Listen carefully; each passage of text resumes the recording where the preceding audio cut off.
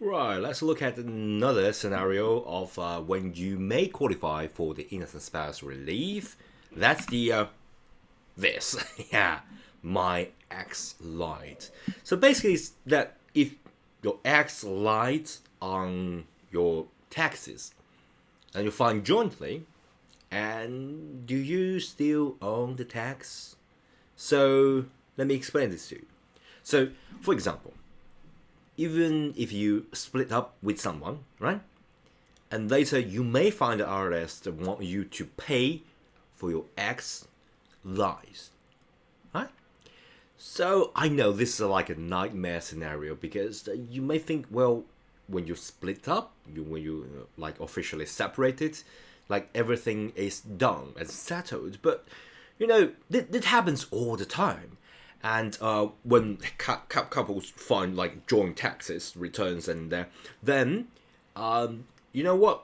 If one of the spouse lied about it, and the other spouse just sign their name, maybe the IRS will still want you to pay for their lies. Okay, let me just give you some scenarios so you can you have the more realistic understanding of what the heck is going on.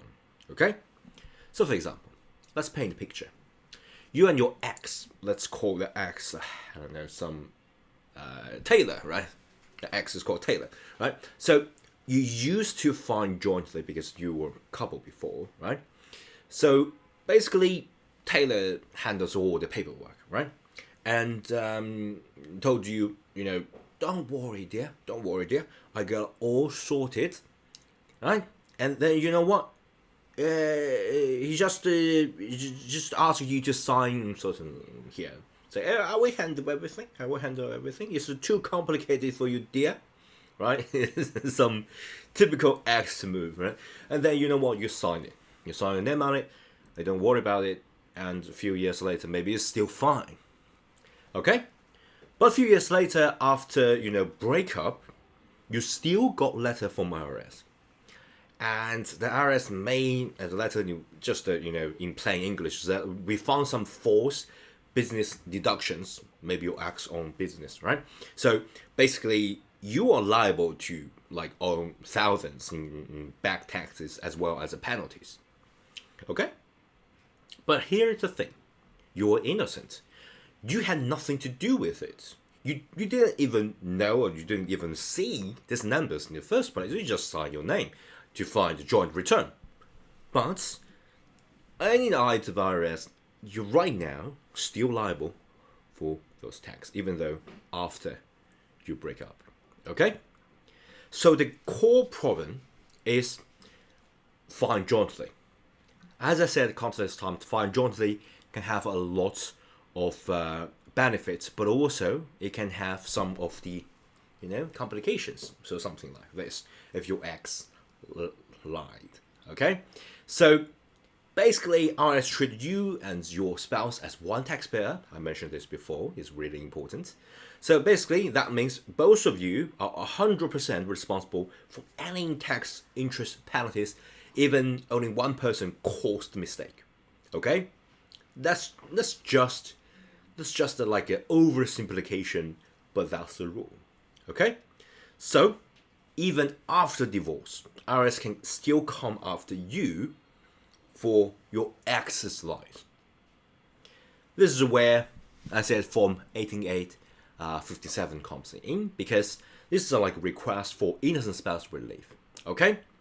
Because that's the qualification 2, the scenario 2 that we talk about in this video, because you've already divorced, right? You no longer living together. Okay? And because if you own tax, that basically is like a deduction or understatement, right? All this understatement can entirely from your ex action, not from you. Okay? It got like nothing to do with you because this is a his or her business, right? It got nothing to do with you. And you did not personally benefit from all these false claims. So that literally means that this money or this benefit does not like go to your joint bank account or your account even, or then you later spend money on taking a vacation together. Okay, you did not benefit personally from those false claims, and you do not spend money or gain from all these like false actions.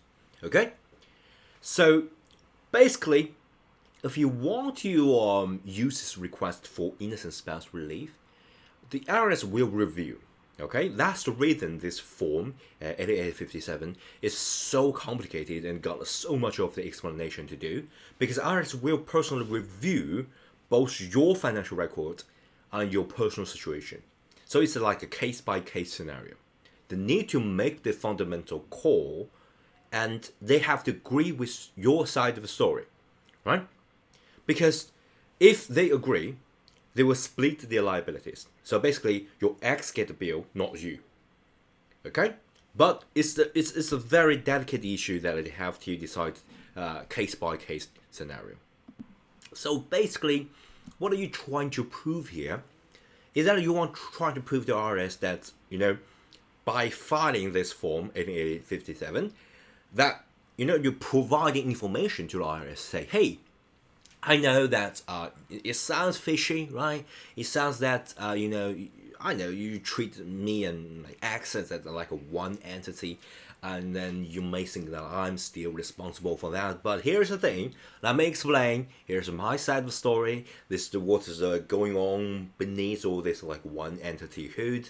That's what is going on here.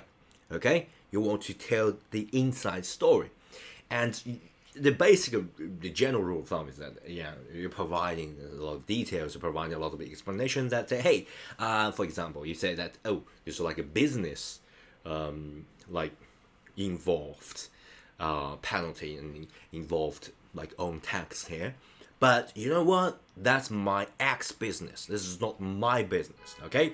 I never ran that business. I got no connection with that business. I don't even know that business exists, to be honest.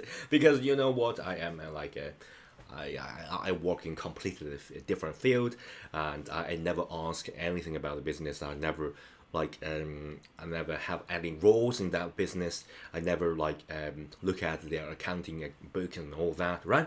And of course, I never claim those expenses, because if you claim the expenses, maybe that expenses have some beneficial effect to you, right? So, for example, you use that expense to buy some of you things, right? It's like a semi-commingled fund, semi use of business scenario. So it's like a false claim scenario. But so you don't want to get this looked fishy or looked complicated. You want a total separation from that. For example, if you request about a business, you're going to say, hey, I never have anything to do with that business. I never run business, I never claim those expenses.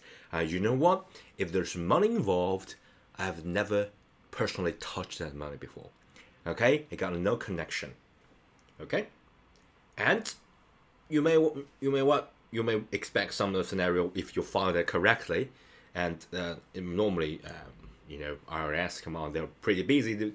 They will process a few months later, and then they will grant this relief because you are no longer liable. Because come on, it's unfair to hold you accountable because you never know, and it's not your mistake. Okay, so and you may think, well, that seems like a lot of work to do, right? Because it's like you're guilty until you prove that you're not guilty scenario. Okay, so basically this scenario, the evidence is everything. Okay, so you have to provide evidence on your side. So basically the normal evidence is so for example, W-2s. Okay, you can attach copies of W-2s, and if you're divorced in this scenario, there's divorce decrees. Okay, you can attach that, say, hey, we already legally divorced, legally separated, right? And I have no connection. So it's you need to separate us, right? Not that treat us as a one entity because we find joint return before. Okay, right now we actually divorced. Here's a decree. Come on, we already divorced. right? And of course, you may show even some email. Okay, so that is really scenario by scenario. You know, you can hire like experts, professionals to help you to devise a plan to better describe the situation that you are in. So so help you to grant that relief. So basically, you can, for example, you can get email correspondent, right? Emails are very important, and that's the reason, to be honest, a lot of people tend to use email, not using phones, or not using, say, I don't know, like messaging apps, because you know email can like show as evidence, or you know in these scenarios it can sort of help you, can support your case, right? So basically, email say like, hey, this is an email, right? This is a correspondent, and this showing that my ex that handled all this return alone, right? So for example, it's like, you know, dear, I handle this, right? You just need to sign here, something like that. That would be better, like you know, just the direct evidence that you know your ex handled all the return, and you just signed, and you got no knowledge of what heck's going on. Okay, you might write an email, right? Say, hey, I'm taking a vacation in Hawaii, and then you know, I'm just a sign that you can handle everything, something like that. Okay, so basically, this also. If you are not at this stage yet, this also gives you a kind of reminder, okay? If it's like a happy marriage, that's good. But it's always to always have a sort of a reminder of what would happen if there is an audit, or what would happen if there is some, you know, worst case scenario happens. So you need to be better prepared. And you're not just like mentally prepared, but rather you should like documentally prepared by using the physical documentation. Okay, you need to have like a written down documentation, or email some documentation that can solidify it and then support your case. Okay, always leave proof for it. If you say, hey, I want to argue for that, you need to provide like supporting material for your arguments. So that will like make your lawyers, make your CPAs, EAs, and all this the professional like really happy, because they got a strong case that I can fight for, right? So yeah, but yeah, so basically yeah, the general rule of thumb is that, you know, RS need to see that you weren't like involved in this like forced or fraud or something like that, and you did not benefit from it. And the benefits are like really simple. Come on, you can use the, like, you can provide the all this information, financial information. Say, hey, I or like I gain nothing, I benefit nothing from it. Okay, this is just some information that I need to provide in order to argue. Okay. So if the IRS ever tries to make you pay for your ex tax fraud, you don't need to panic, okay? Because it's your ex lie, okay? It's your ex's lie. It's not you. You are innocent, and the innocent spouse relief exists in these scenarios to help you, to protect you from all this like injustice scenario. And just a one word of caution here, because there is still some time limit involved. Okay, so you got like 2 years when you receive the IRS notice. You got 2 years from the IRS notice to file. So you have to act fast, okay? Because it's a really complex form, and I know divorce and all this life happens, and a lot of scenarios can get really complicated. But I think 2 years is like a lot, like a long time. And if you like you're using professional help, and or if you like just get things sorted, I think it's a pretty long time and ambient time for you to find that if you qualify for innocent spouse relief. So yeah, yeah, that's all for today's video.